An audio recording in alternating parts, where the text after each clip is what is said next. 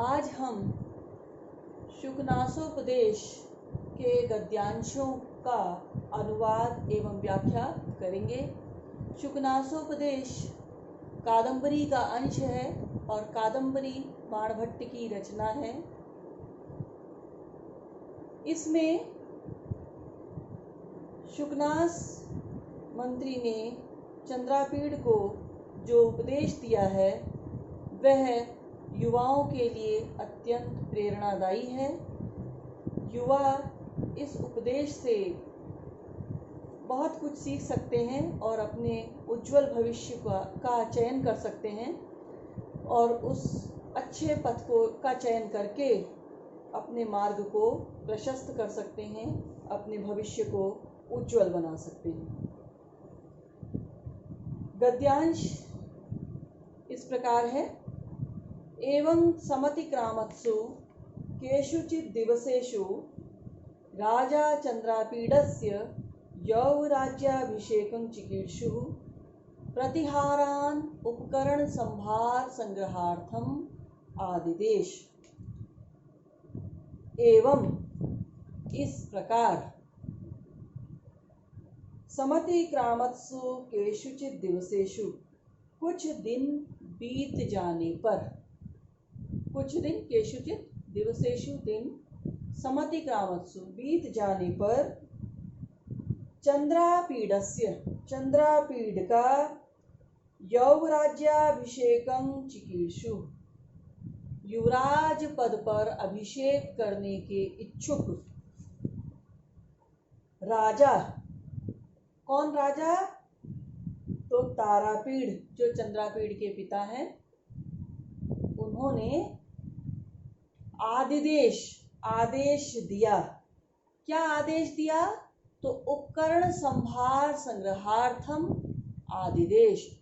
उपकरण अपेक्षित सामग्री जो युवराज पद पर अभिषेक के लिए, चंद्रापीड़ के युवराज पद पर अभिषेक के लिए जो सामग्री चाहिए उसके संग्रह के लिए आदेश दिया। आदेश किनको दिया? तो प्रतिहारों को, द्वारपालों को आदेश दिया। इसका अनुवाद देखिए।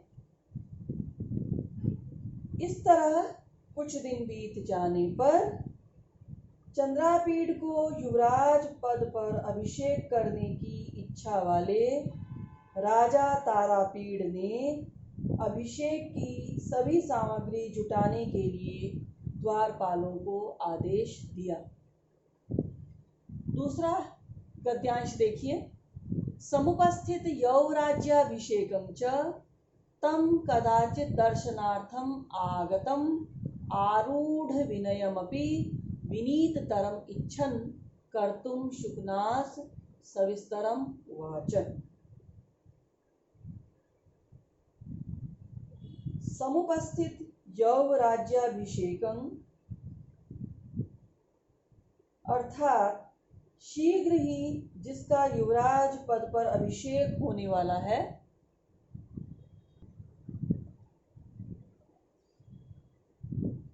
च और कदाचित एक बार दर्शनार्थम दर्शन के लिए, आगतम आए हुए को, आरूढ़ विनयम अपि आरूढ़ विनयम अपि जो स्वयं पहले से ही विनीत है, जिसमें विनय पहले से ही विद्यमान है, तम उसको, तम यहाँ किसके लिए प्रयुक्त हुआ है? चंद्रापीड़ के लिए। विनीत तरम कर्तुम इच्छन और अधिक विनीत बनाने की इच्छा करते हुए शुकनासः सविस्तरम उवाच। शुकनास मंत्री ने विस्तार पूर्वक कहा। अनुवाद देखिए इसका।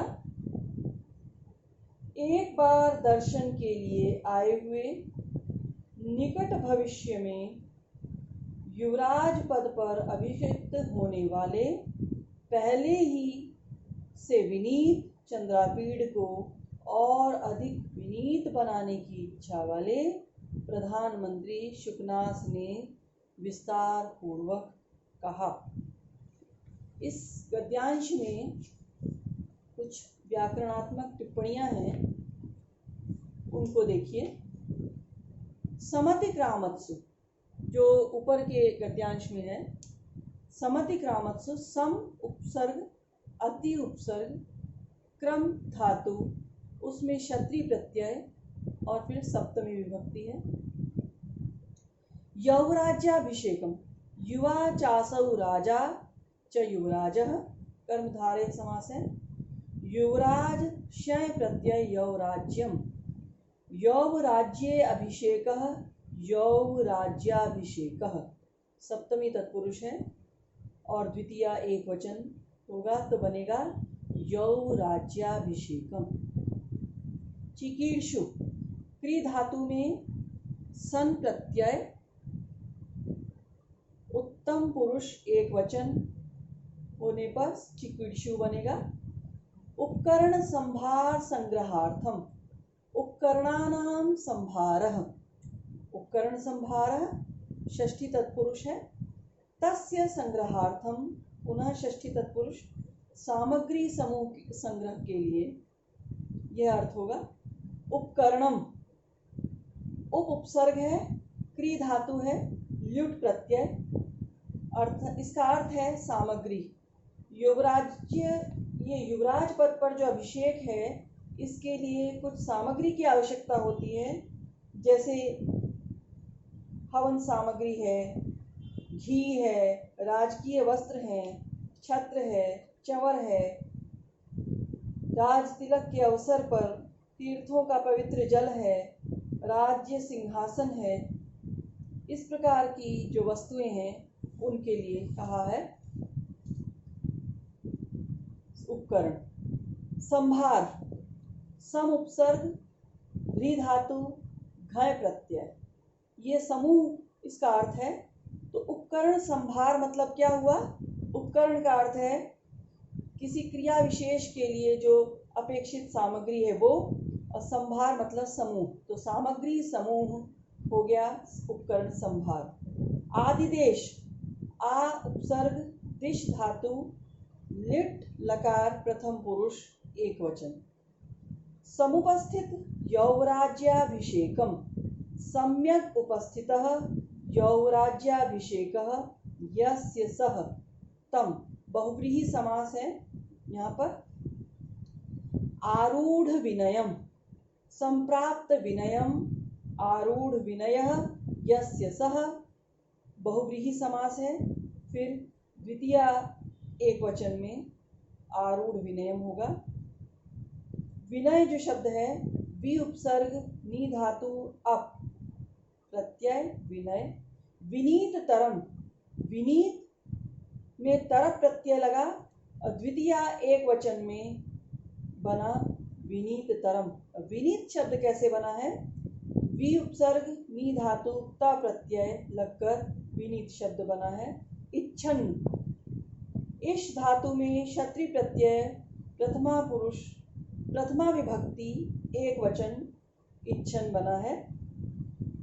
तो इस प्रकार इस गद्यांश में बाणभट्ट की समुचित जो काव्य प्रतिभा है उसका हमें दर्शन होता है। समास बहुला शैली है और अत्यधिक जो आकर्षक जो गद्य शैली है वो हमें दिखाई दे रही है, जिसके कारण कहा जाता है कि गद्यम कविनाम निकषम वदन्ति।